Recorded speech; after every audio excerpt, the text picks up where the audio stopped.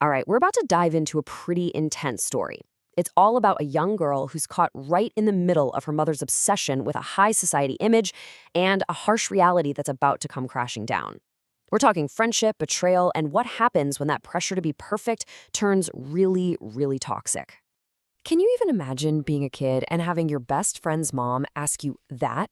Seriously, this single, brutal question was thrown by a wealthy, status-obsessed woman at her daughter's friend, Laura.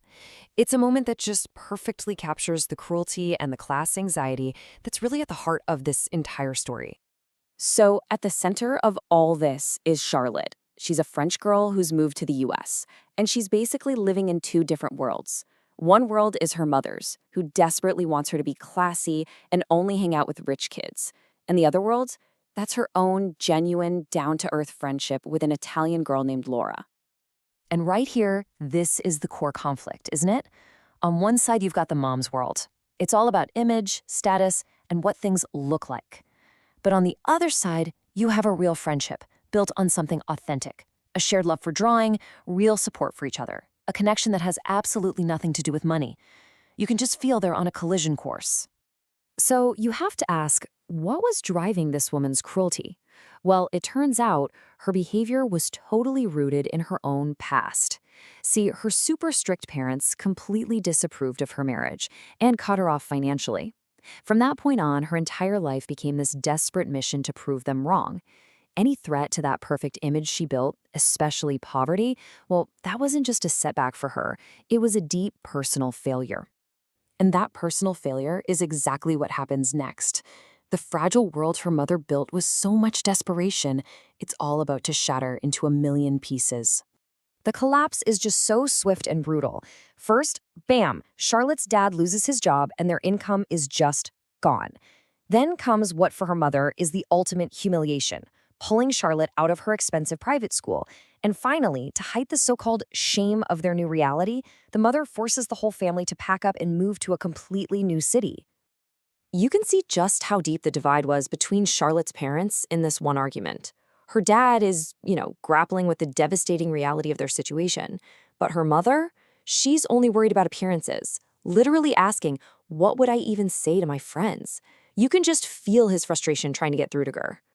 And the consequences of her mother's pride are just heartbreaking for Charlotte.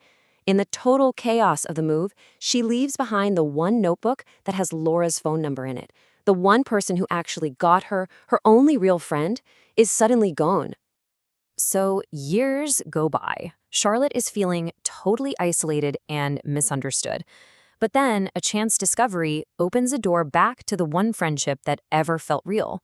Though, as you'll see, it comes with a pretty unexpected price. It all happens in 3 quick steps. She's going through some old stuff, finds a sketchbook, and there it is, Laura's number. They reconnect instantly, and Laura invites her on a trip to Europe.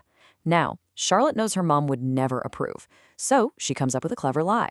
She tells her mom she got into an elite school program overseas, a story her status-obsessed mother is absolutely thrilled to believe and, of course, brag about. So Charlotte gets on a plane to Europe, totally excited for this dream reunion. But she quickly realizes this trip is not at all what it seems. That happy reunion is actually hiding a much, much darker agenda. Yeah, the red flags start popping up almost immediately. Charlotte notices Laura acting kind of weird, cutting conversations with her own mom short whenever Charlotte walks into the room, like they're hiding something. There's this tension in the air that Charlotte just can't quite put her finger on. And then the first bombshell drops. Just out of nowhere, Laura admits she was happy when Charlotte's family lost all their money. She called her mother a witch and said that seeing her getting humiliated was so satisfying. Charlotte is just floored. She really thought their friendship was stronger than Laura's hatred for her mom. The second, and way more calculated, blow comes right before a huge art competition Charlotte had entered. Laura reveals she's not there to cheer her on. Oh no, she's been taking classes for a year and is entering the competition herself.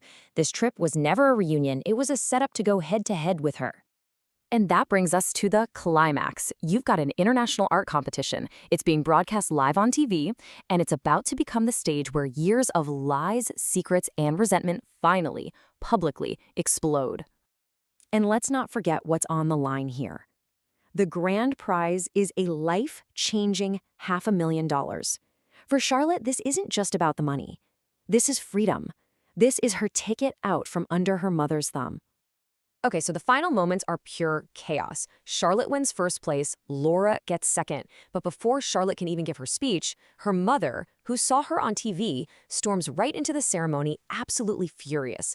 This sets Laura off, who finally confronts her, and that's when the ugliest secret of all comes spilling out. Right there, on a live broadcast, Laura reveals the full, horrifying extent of the mother's cruelty. It wasn't just insults. She actually used her connections in immigration to threaten Laura's family with deportation, all to keep a so-called low-class kid away from her daughter. Unbelievable. In the stunning aftermath of this public explosion, that prize money almost becomes an afterthought. The true prize for Charlotte is finally finding her own voice and deciding for herself what her future and her values are going to be. And she absolutely does. In this incredibly powerful moment, Charlotte confronts her mother head-on. She takes control, declares she's taking the money and leaving with her dad, but then she also shows this incredible maturity, telling her mother she needs help and even offering to pay for it. She chooses her independence, but she also chooses compassion.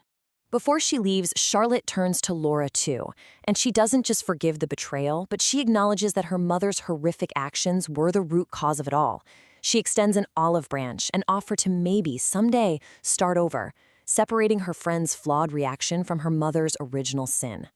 And so, this whole journey from privilege to poverty and back to self-possession leaves us with a really important question. What is the true measure of a person's worth? Is it the perfect image they project to the world, or is it the integrity they have left when that image gets shattered?